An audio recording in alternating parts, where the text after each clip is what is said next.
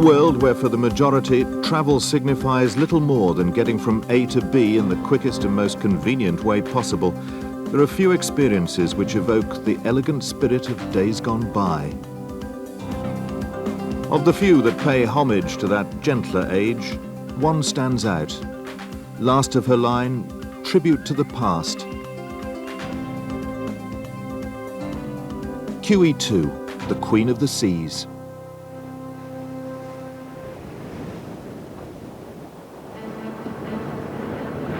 It's 4 o'clock in the afternoon. The QE2 has returned to the port of Southampton on the south coast of England. The ship has completed 3 months of her world tour and is now being prepared for the final leg, a Mediterranean cruise.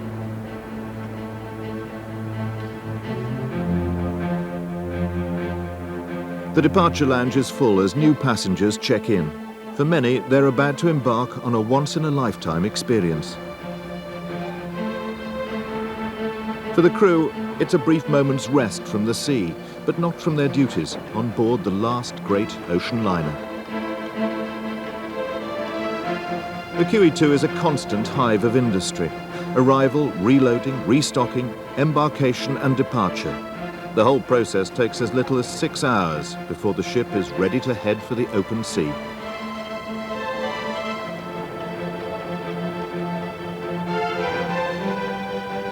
Although she's slightly smaller than her predecessors, at 963 feet and 69,000 tons, the QE2 is still the 6th largest liner ever built.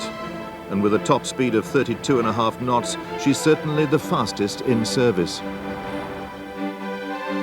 There are 13 decks, 951 cabins for almost 1,800 guests, 5 restaurants, shops, a bank and a hospital, and over 1,000 crew members welcoming passengers on board.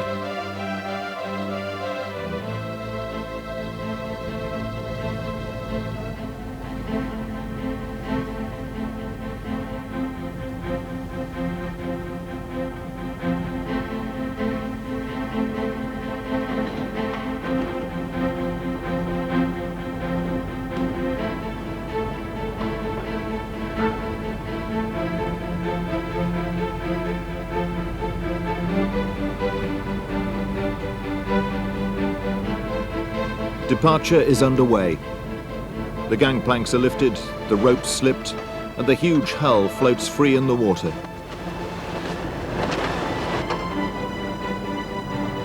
The tugboats, dwarfed by the colossus of the great Cunard, pull the ship into life.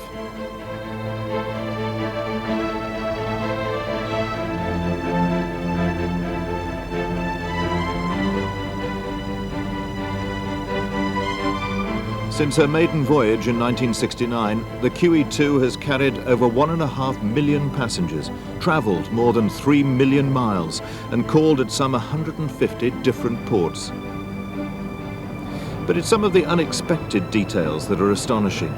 Like in one single year, the QE2 can comfortably consume over 2.5 tons of caviar, crack more than 3 million eggs, and use up enough cling film to wrap the whole ship 730 times over.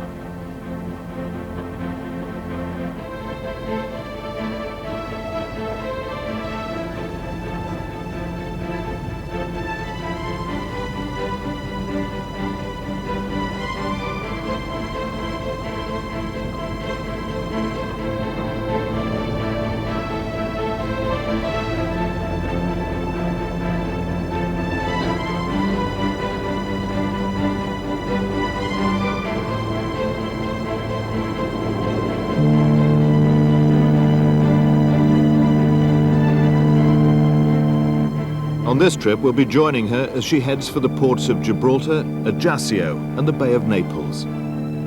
During the voyage, we'll take time to wander her decks, unlock some of her secrets, and find out what makes them call this ship the last Queen of the Seas.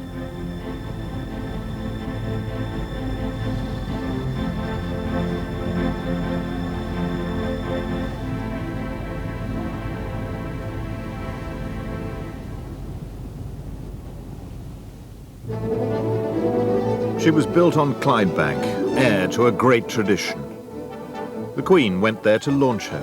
the last truly ocean-going liner with a pedigree stretching back to 1840, when Samuel Cunard started the world's first regular transatlantic steamship service, carrying mail from Liverpool to Boston and Halifax, Nova Scotia, on his ship the Britannia.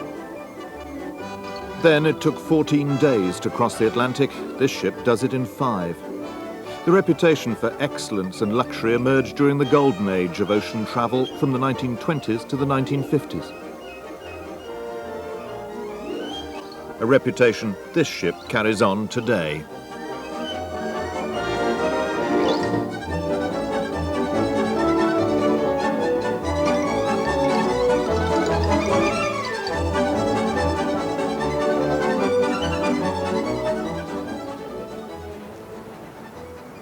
It was, of course, once the only way to cross. Today, many reckon the QE2 makes sure it still is.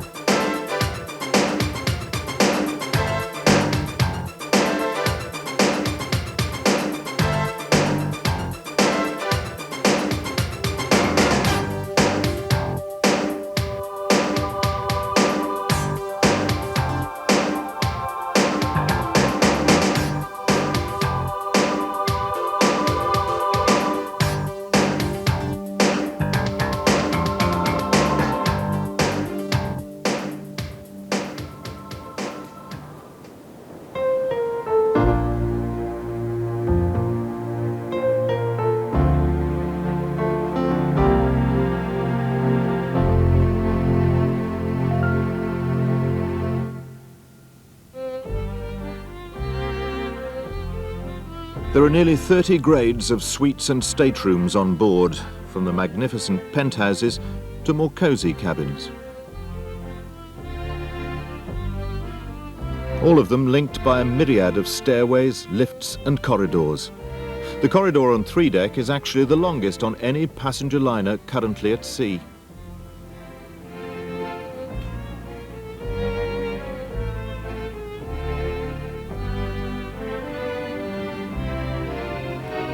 No matter which grade of stateroom, all are equipped with modern satellite telephones, where you can call anywhere in the world, and a 7-channel TV station.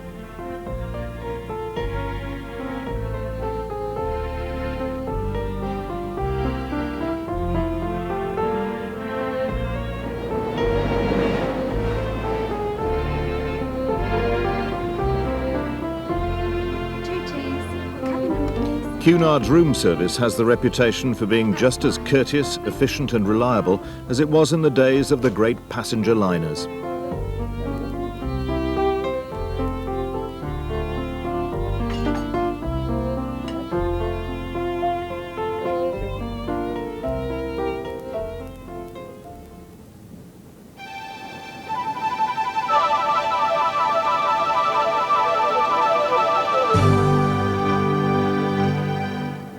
It's 8 o'clock in the evening. As the sun sets over the Bay of Biscay, those involved in passenger entertainment gather for an informal cocktail party. There they meet the cruise director. My role as cruise director is to manage a department of close to 100 people who are involved really in everything that happens to the passengers throughout the day and throughout the evening, outside the specific navigation of the ship, the medical services on board, and specific food and service.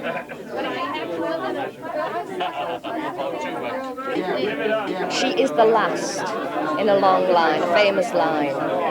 She was built for the North Atlantic as well as for cruising. And when she sort of finishes, I don't think we'll ever see the like of her again. And I think this is a big draw for Cunard to carry on this tradition. The reputation that this ship has, just in prestige and mystique in a way around the world, because we are the last great transatlantic liner. There is no other ship that can still be called a liner. It's that jet lag business, which you think you're going to lose 5 days out of your holiday on the crossing. and in fact, as I say, adds nearly a week to your holiday. In just relaxation terms, you step off the ship and call a yellow taxi, which is it's so exciting. This ship's very diverse clientele. Having been built as a transatlantic liner, we have some of the most expensive accommodation in the world. We also have some of the least expensive accommodation in the world, because we're really built to take people from A to B across the Atlantic. So that means that at any given time there's going to be a very diverse clientele, very diverse group of passengers on board. And it's my job to try to juggle the eggs to keep those very varied people all happy. And that's a major task.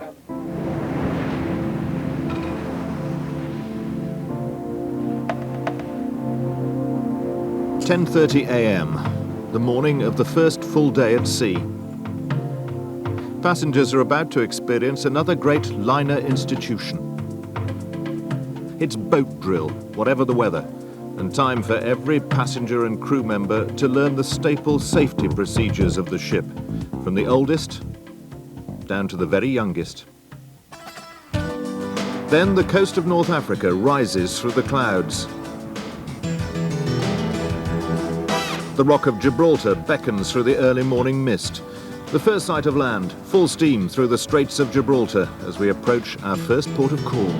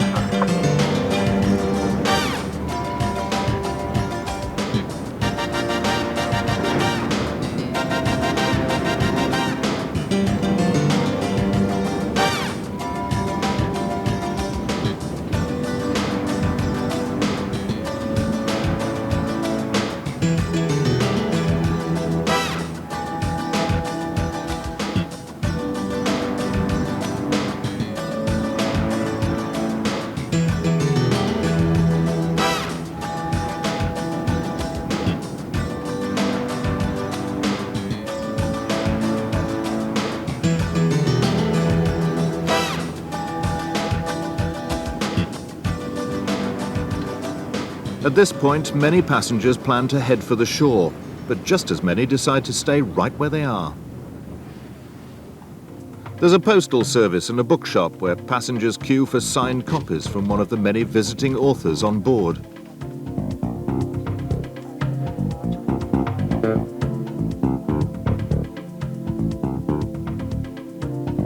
A popular library, well stocked with over 6,000 books and an extensive range of newspapers and magazines.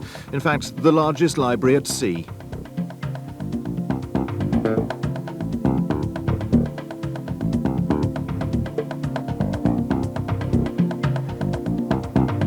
A computer learning centre where you can brush up on old skills or acquire new ones.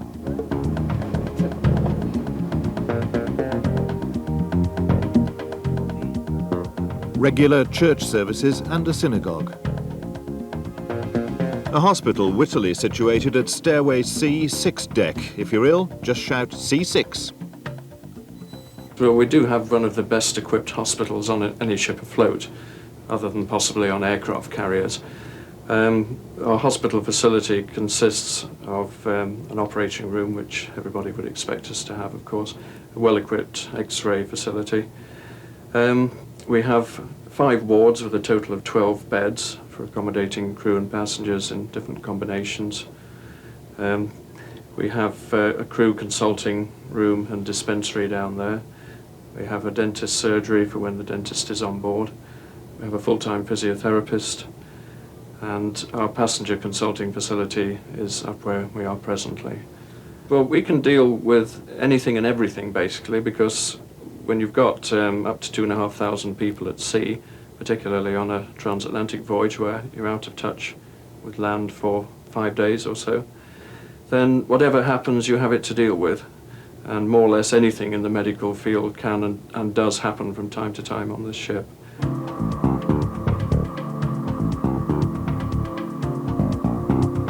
Using the latest satellite technology, you can telephone and fax anywhere in the world. News updates are regularly received at the ship's radio room, enabling an international news bulletin to be sent to your room every day.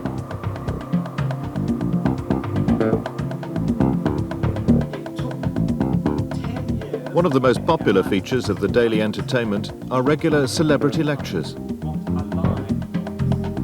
and ballroom dancing lessons.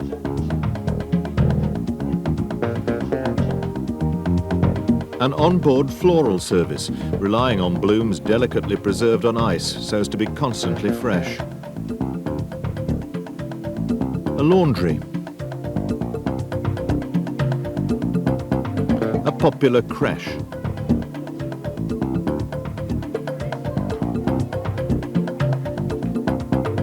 A giant jigsaw for everyone to complete. A photo shop.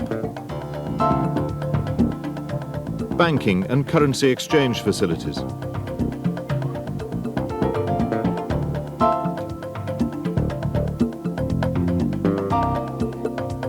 And the Queen's Room, one of the most beautiful areas on board with a view of the ocean.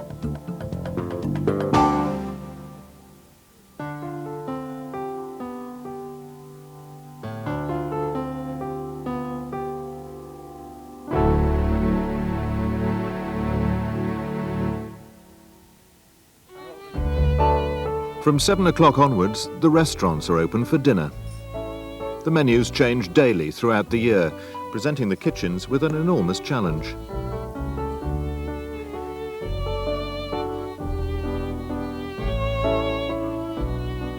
There are 5 restaurants on board, each with its own distinct ambiance, serving a range of haute cuisine.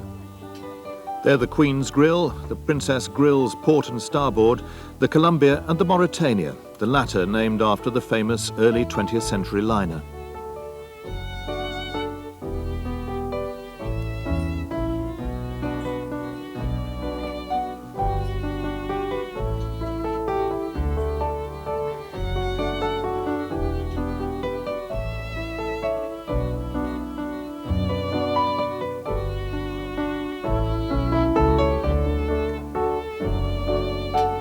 Every meal is complemented by a range of fine wines. Sommeliers are at hand to guide the passenger through a cellar stocked with 25,000 bottles.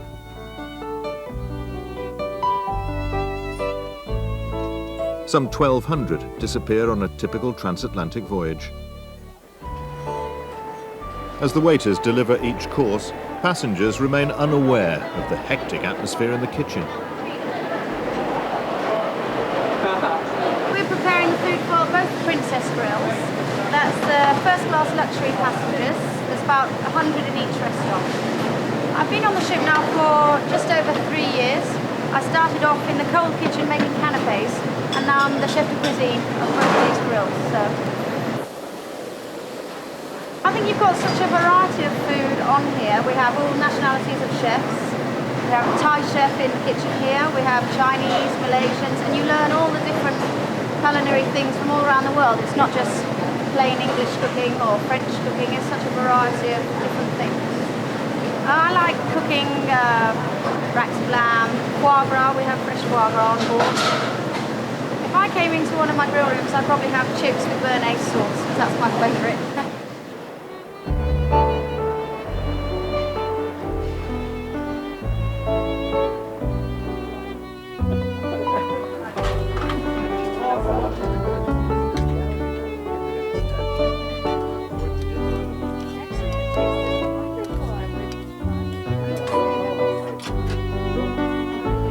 It's possible to eat all through the day and into the early hours of the morning.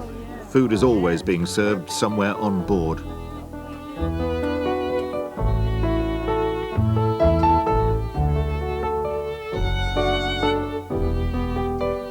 174 waiters and waitresses work under the watchful eye of the executive chef.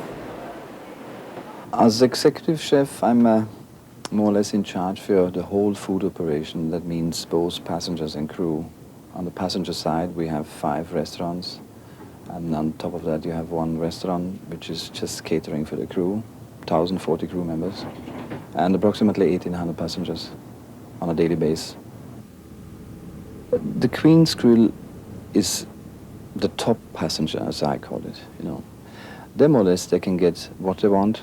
They don't need to follow the menu. They have special orders anytime they want. Then you have the Princess Guild 1 and Princess Guild 2, which is more or less the same restaurant.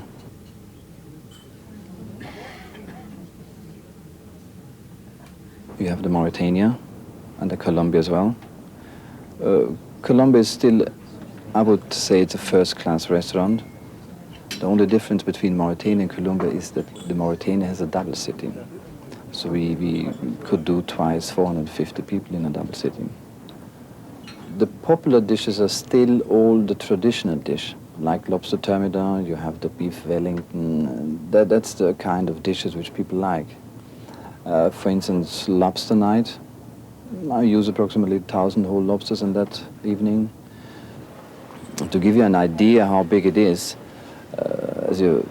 when I say that I have 91 chefs and 8 sous chefs and 4 chefs de cuisines, and about 63 on top of that kitchen staff, utility men, which are taking care of all the, not only the cleaning, but also bringing the production from the hotel stores, which is 6 decks below.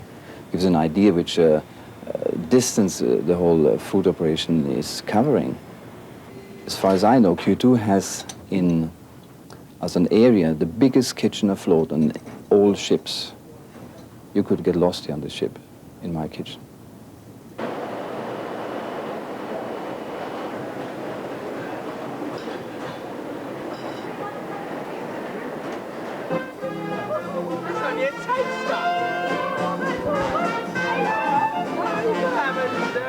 We're now cruising towards Ajaccio, and it's on to more food. This time, a midnight buffet with a distinctly Mediterranean theme, complemented by the hot rhythm jazz band and dancing.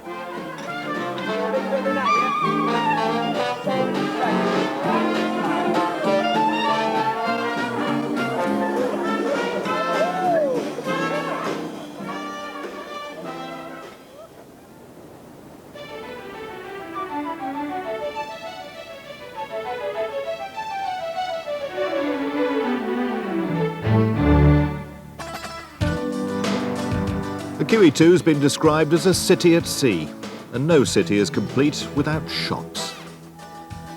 QE2 souvenirs rub shoulders with leading designer labels: Gucci, Dior, Cartier, Aquascutum.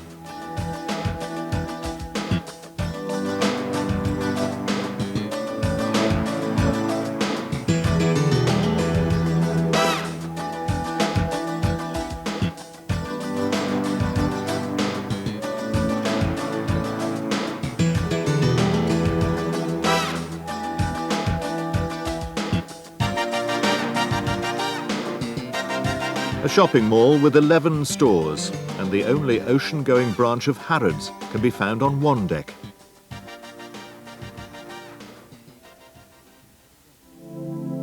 There's art everywhere, complementing the ship's distinctive interiors. In the quarterdeck lobby, opposite the Columbia restaurant, for example, there are 3 superb tapestries by Helena Baranina Henmark, depicting the heady scenes of the day in September 1967, when the QE2 was launched. At that time, she was known simply and anonymously as number 736. The rumours about the name of the new ship were as numerous as they had been for the launching of the Queen Mary 30 years before. Queen Elizabeth was eventually settled on. Her elder sister would be out of service by the time of her maiden voyage. And Cunard were delighted when the Queen opened the envelope and personally altered the title to Queen Elizabeth II.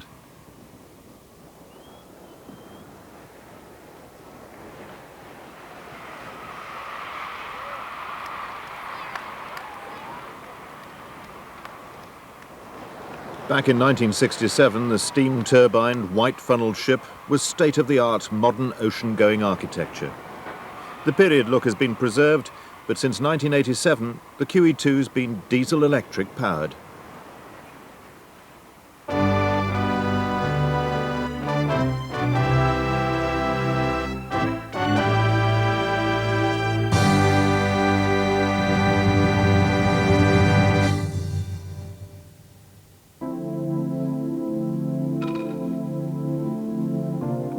When the sun comes out, the decks bustle with activity. The glass roof, known as the Magra Dome, opens over the quarterdeck pool, allowing the passengers to lie back and relax in the heat of the Mediterranean sun. There are 2 outdoor pools, 2 jacuzzis, 3 decks for the active and the inactive.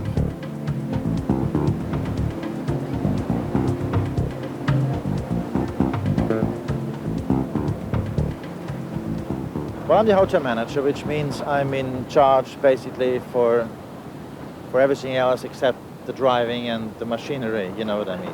I cover all the entertainment, restaurants, kitchens, shops, you name it. We're very happy to say that there is no routine on the QE2 because we don't do these boring 14-day cruises, you know what I mean. The ships in the Caribbean, they go 14 days. Every Tuesday they're in Barbados and every Friday they're in St. Thomas. We do different cruises. Now we go in Mediterranean, then we go transatlantic, so we go all over the world constantly. So there's no routine. It's always a new start, new fresh cruise, a new challenge.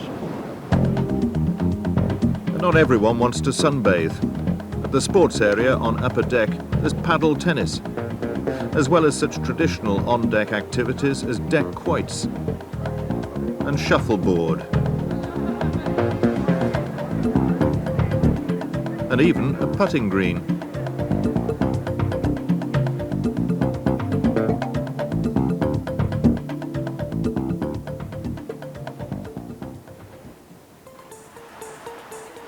The weather, however, plays no part in the equally healthy pursuits of the passengers at the Steiner Health Spa on 6 deck. When it was opened in 1993, it was the only one of its kind at sea. The state-of-the-art surroundings combined with the latest spa technology.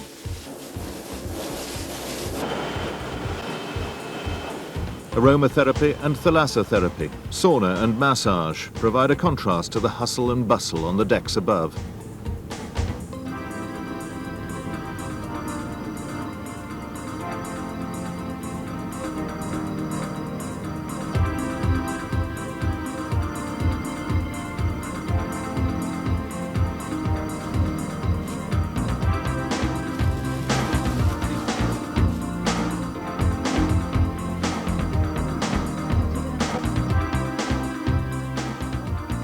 At G Stairway 1 deck, the hair salon caters to passengers' needs. The salon is for men and women with an emphasis on evening styles, always in demand for the numerous social events on board. Facial beauty therapy is also available in private rooms.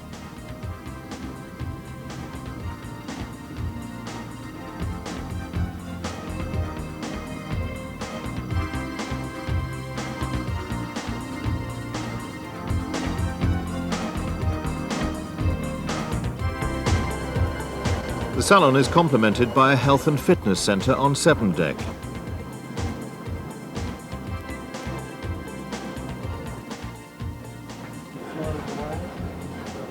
It's been estimated that it would take 4 months for passengers to take advantage of every service offered on board the QE2.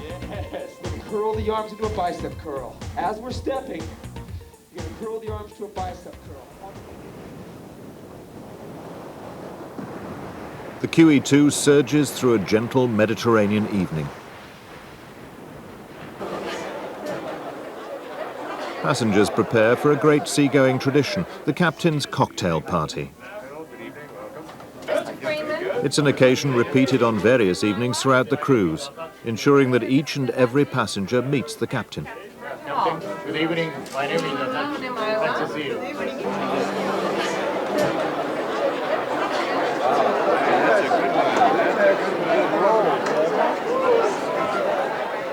Commemorative photographs are taken.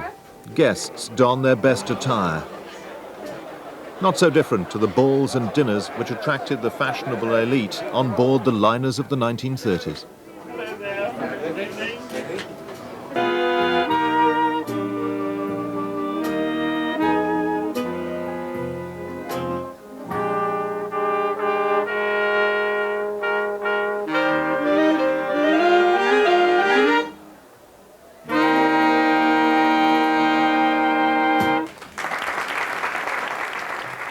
I think the idea is, of people coming on here anyway, is that we can offer them some style, we can offer them a degree of pampering that is probably doesn't exist anywhere else. Now, even the best hotels in London, I still think we can out-pamper. We can take you to interesting places. And for the British, and the North Americans, the name of Cunard means something, and that's why people come here. That's why we have the red funnel, and you'll feel it, you'll sense it around the ship that people are happy to be on QE2 because she's QE2. I've been involved in her since Clydebank in 1968. I spent 2 years up there standing by the ship, so she's very much. I met my wife here, so I have a great affection, but seriously, I feel very proud to be the master of the ship. On a ship, I mean, you only have to pack once, which is great. You get to see the world. I mean, on this trip, I mean, I've been around South America, I've been to Japan, Australia, New Zealand, through the Panama Canal, heading down to the Med now, so I mean, you really see. But then, you know, I remember 2 years ago we were in India, in Madras, and it was very interesting. But you know, you come back at the end of the day and you see the ship there, and you know that's your home. It's like your home's almost going with you.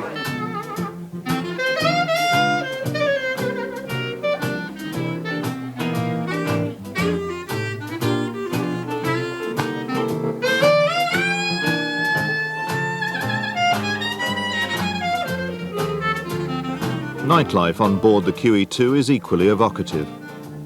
Cabaret and dancing in the theatre bar to the strains of a jazz band.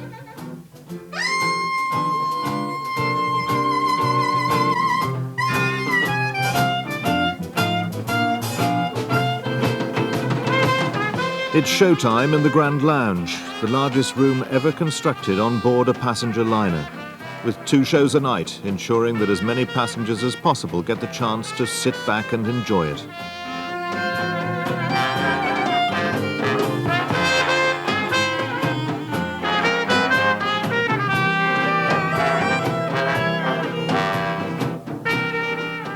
Cocktails to piano accompaniment in the yacht club, and the opportunity to try your luck at roulette, blackjack, and one of the 68 slot machines in the casino.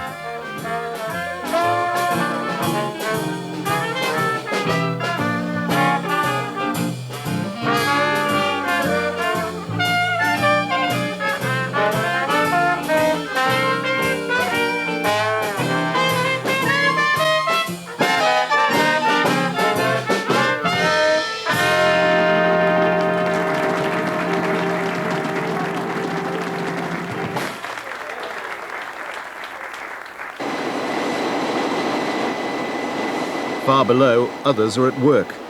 A crew of just over 1,000 is busy running the ship. The engine room is the very heart of the vessel.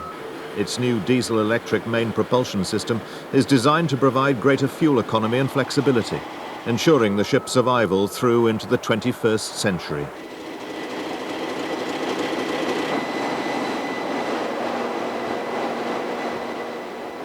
It's a vast enterprise, responsible for turning 2 30-ton propellers, overseen by 45 engineers. I'm chief engineer, and my job is basically to keep the ship functional, keep it operational, to keep it cost effective, and to keep it safe. QE2 was re-engined in 1986 and 87. We put in a diesel-electric plant. The previous plant was a steam turbine. system. That had been in good service for 16, 17 years, but was starting to age. So a decision was made to re-engine. The way it works is fairly simple. There's 9 diesel generators, of which we need to use 3, a minimum of 3 to a maximum of 9, and they produce electricity at 10,000 volts, which is used to drive 2 very large propulsion motors, which drive the propellers. The faster you want to go, the more diesels you put on. The slower you want to go, the less diesels you put on, down to a minimum of 3. When we're in port, for example, there's only one of those engines running, which is to feed all of the ship's services, air conditioning, ventilation, lighting, etc. Yeah, each diesel is about the size of a London double-decker bus. Each propulsion motor would be roughly equivalent to a double-decker bus on top of one another. 96 megawatts, of course, is the size of a relatively small power station in the UK, really, but probably big enough for the electrical needs of a small city or a large town. At a maximum speed of 30 knots, we can keep going for about 12 days. However, if we were to go at a slower speed of, say, 20 knots, we needn't use that many engines. We'd only need to use 3 of our 9 available engines. And 3 engines will move us along at 20 knots, which is 1/3 of the fuel consumption of using 9 engines.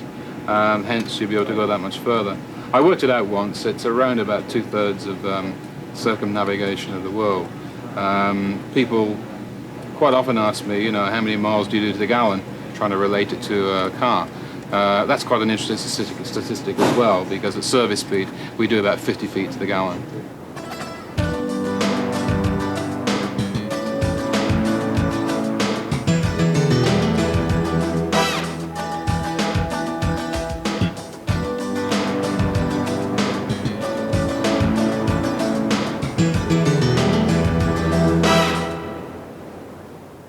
Breakfast, and the ship is arriving at the island of Corsica. Thank you.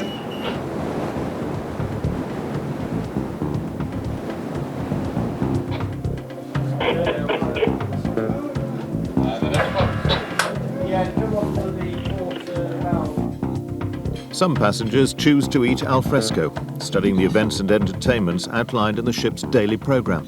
These are delivered to each cabin at the beginning of the day. Besides breakfast in the restaurants, a buffet is available in the Club Lido.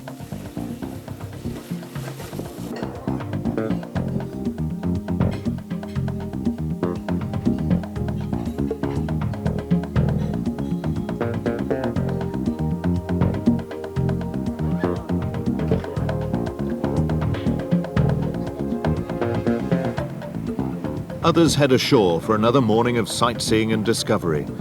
Passengers have the option of doing their own thing or taking a tour of the surrounding countryside. One of the major attractions of a cruise like this is the travelling from location to location in luxurious surroundings. This ship's, to begin with, is dual purpose. She was designed for 2 roles, cruising and transatlantic.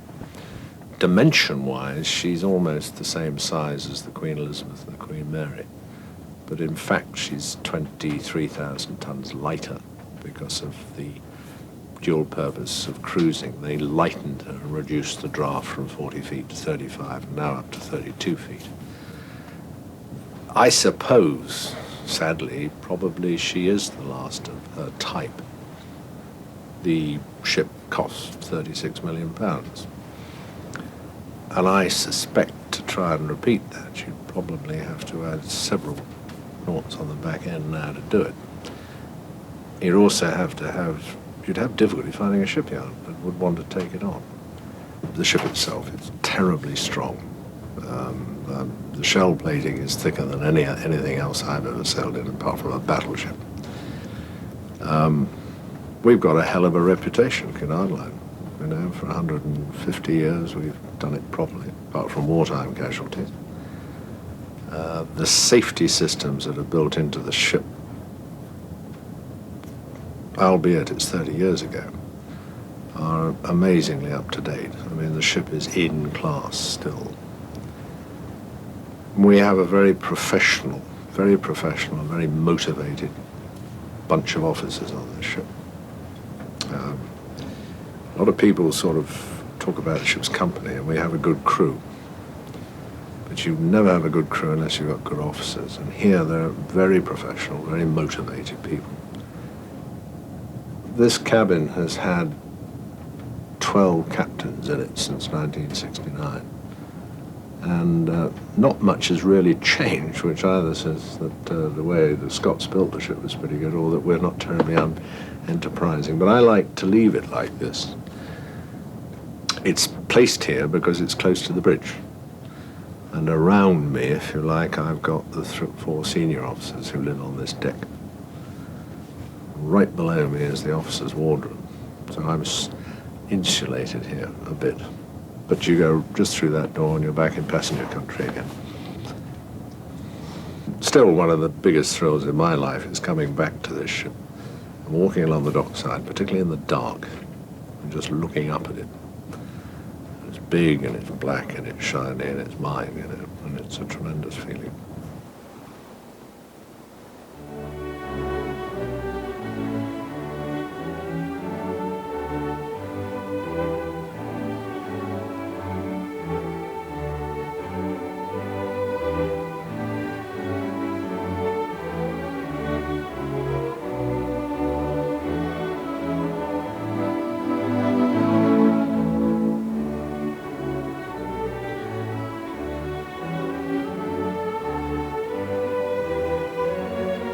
It's 4 p.m. and having completed their onshore tours, passengers head home.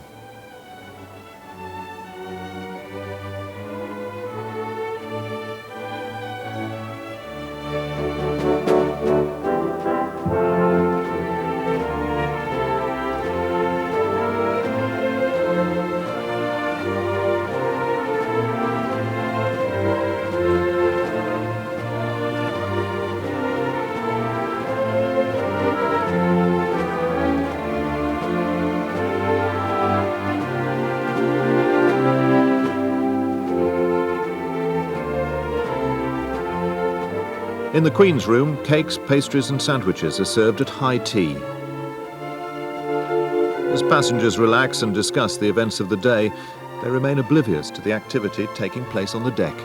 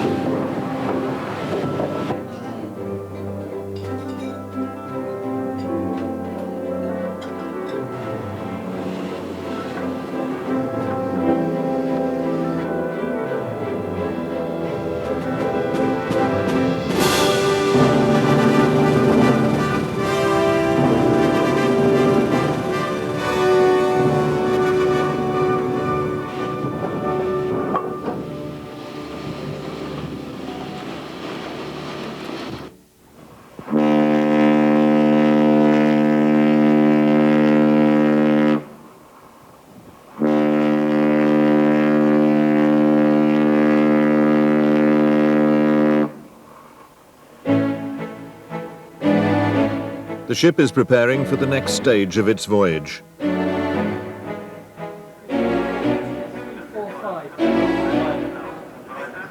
New ports beckon, other passengers will board.